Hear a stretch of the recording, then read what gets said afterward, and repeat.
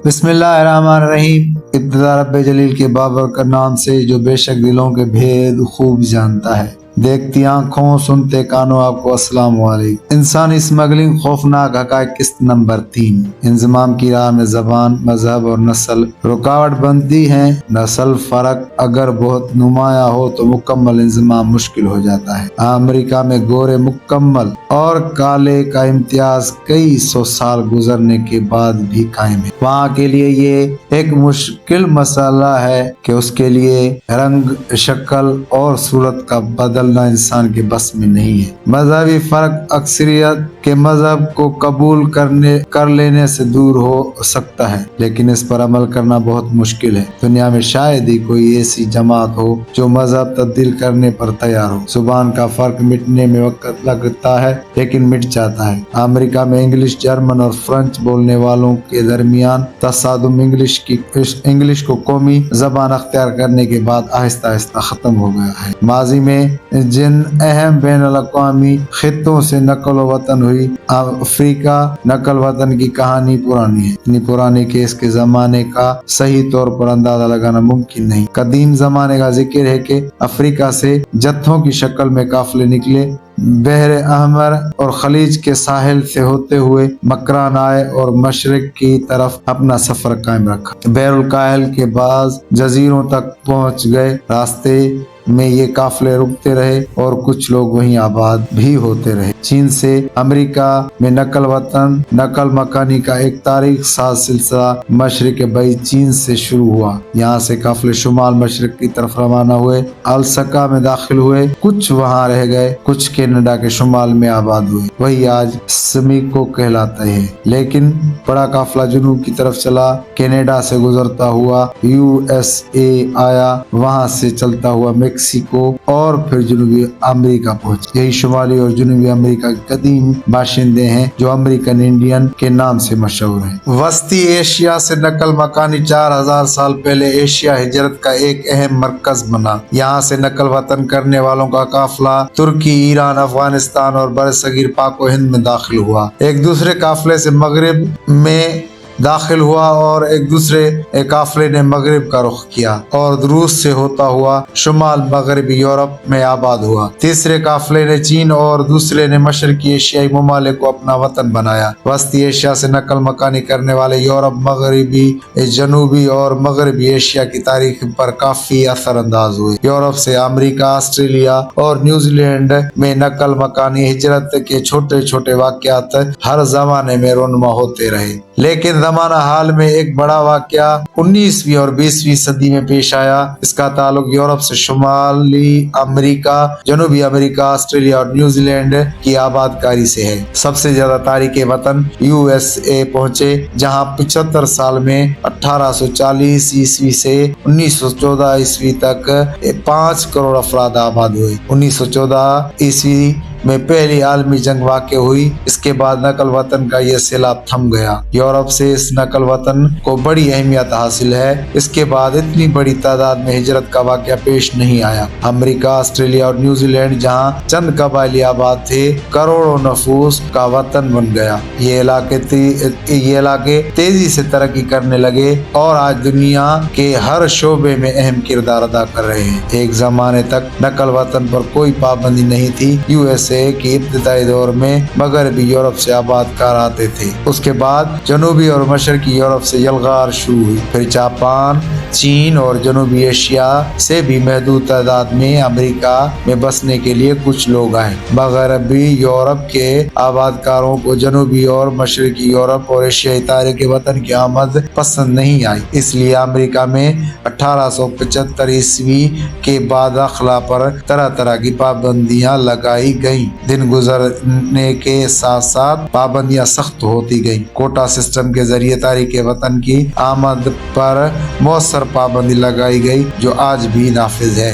دوسری جنگ عظیم کے بعد نقل مکانی آج دنیا میں کوئی ملک ایسا نہیں ہے جہاں کوئی شخص بلا روک و ٹوک داخل ہو سکے یا وہاں کا باشندہ بن سکے۔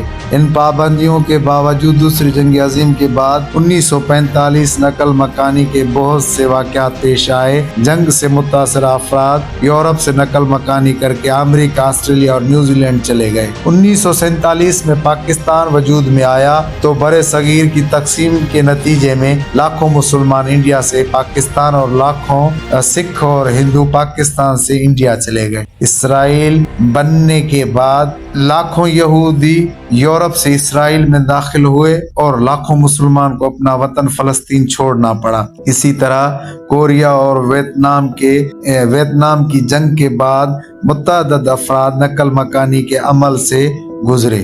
80 की दिहाई के आगाज में अफगानिस्तान पर रूसी तसल्लुत के बाद लाखों अफगानी पनाह गुज़ीन पाकिस्तान और ईरान में दाखिल हुए। इंडिया और पाकिस्तान के दरमियान कश्मीर में होने वाली कशमकश के नतीजे में हजारों मुसलमान जान बचाने के लिए पाकिस्तान में आ चुके हैं। दुनिया में आज भी नकल मकानी के छोटे बड़े वाक़यात वक़्त पजीर हो रहे हैं। इनके अलावा बरतानिया, कनाडा, फ्रांस, जर्मनी और ऑस्ट्रेलिया में मेहनत कशों की एक बड़ी तादाद को अपने यहाँ आने, काम करने और आबाद होने की दावत दी। मिडल ईस्ट के मुमालिक ने हजारों अफराद को आर्जी तौर पर अपने यहाँ काम करने वालों को इजाजत दे रखी है।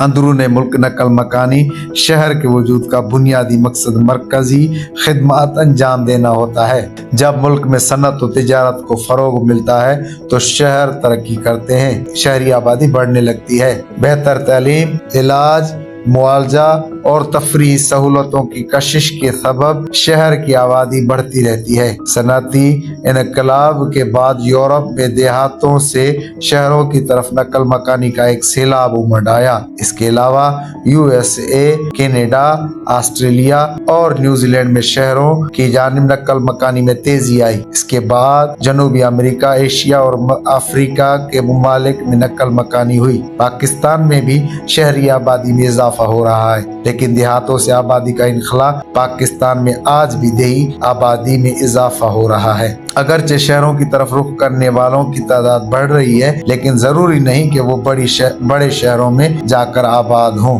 गाँव से नकल मकानी करने वालों की एक बड़ी तादाद करीबी छोटे शहरों में आबाद हो रही है। ज़राए नकल व हमल में बेहतरी आने के बायस अब ये मुमकिन हो चुका है कि शहर में काम करने वाला शहर से कुछ दूर सकूनत अख्तियार कर लेता है और रोजाना शहर में काम के लिए आता है। इस सहूलत की पेश नजर यूरोप, अमेरिका, ऑस्ट्रेलिया और न्यूजीलैंड के हजारों अफराद बड़े शहरों को छोड़कर करीबी छोटे शहरों में मुंतकिल हो चुके हैं। ऐसे अफराद बड़े शहरों की आलूदगी, शोर और हंगामों से महफूज रहने की पेश नजर छोटे शहरों में रहने को तरजीह देते हैं। इस तरह शहरों से नवाई इलाकों में भी नकल मकानी का रुझान पाया जाता है। गाँव से शहरों में नकल मकानी आम तौर पर मुआशी बेहतरी और मुआशरती सहूलतों के पेश नजर की जाती है, जबकि बड़े शहरों से छोटे शहरों और देहातों की तरफ नकल मकानी का किसाद बाजारी की वजह से वाक़ होती है। इंसानी स्मगलिंग की तारीफ, नौयत और वसअत। इंसानी स्मगलिंग का मतलब मुनाफा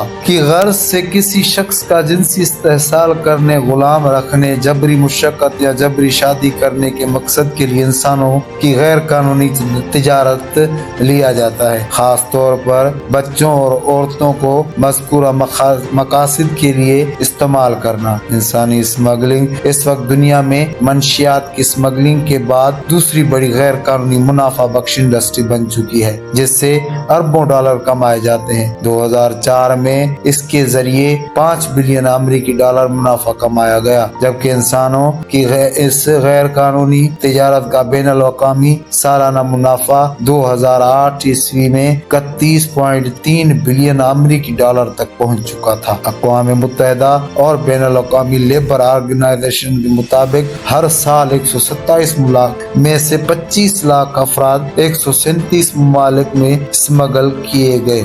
इंसानी स्मगलिंग से मुराद किसी शख्स को जबरी मुशक्कत, जबरी शादी, जिनसी इस्तेहसाल, घरेलू खिदमत, मंदिर में पूजा करने या उसकी जिस्मानी आज़ा जिस्म से काट कर फरोख्त करने या कोई ऐसा काम जिसको वो आज़ाद रजामंदी से करने के लिए तैयार न हो के लिए ताकत के इस्तेमाल, झूठ, फ्रॉड, धोखा, जबर, लालच या खौफ के तहत उसकी मर्जी हासिल करना। इसमें तमाम उम्र के मर्द, औरतें, बच्चे और मेहनत कश लोग शामिल होते हैं। ये तारीफ अंग्रेजी की इस्तिलाह ह्यूमन ट्रैफिकिंग के मफहूम के मुताबिक की गई है, जबकि ह्यूमन स्मगलिंग से मुराद किसी शख्स का अपनी रजामंदी से किसी ऐसे मुल्क में जाने के लिए जिसकी इमिग्रेशन का वो कानूनन मुस्तहक न हो, किसी स्मगलर या एजेंट की खिदमत हासिल करना है जो मज़कूरा शख्स को उसके मतलूबा मुल्क के सरहदों के अंदर मुंतकिल करे। इस तारीफ में सबसे अहम नुकात हैं मुल्क छोड़ने वाले शख्स की आज़ाद रजामंदी का शामिल होना और मतलूबा मुल्क में पहुंचने के बाद स्मगलर की जिम्मेदारी का ख़त्म हो जाना। दुनिया में दोनों तरीक़ों से इंसानों की स्मगलिंग की जाती है।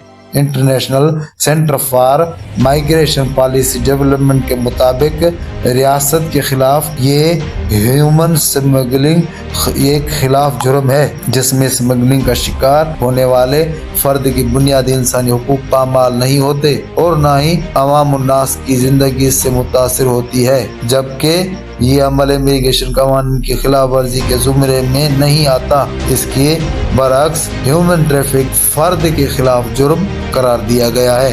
जबरी मुशक्कत और साल के लिए दीगर ममालिक से बदल कर दिया जाता है। बाज़ औक़ात कानूनी या गैर कानूनी गोलियां देकर इंज़माम की राह में गुमान मज़हब और नस्ल रुकावट या नस्ल फ़र्क या कोई नुमाया हो।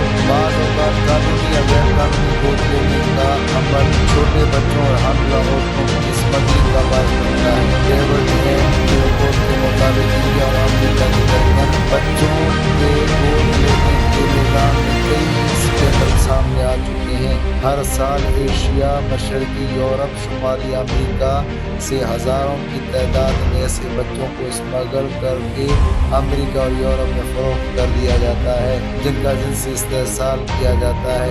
ऐसी सूरत हाल का शिकार बच्चों को अगवा या उनको यतीम बना दिया जाता है। अमेरिका स्टेट डिपार्टमेंट के स्टडी के मुताबिक हर साल स्मगल होने वाले अफराद में 30% बच्चे होते हैं। अगर इस तरह की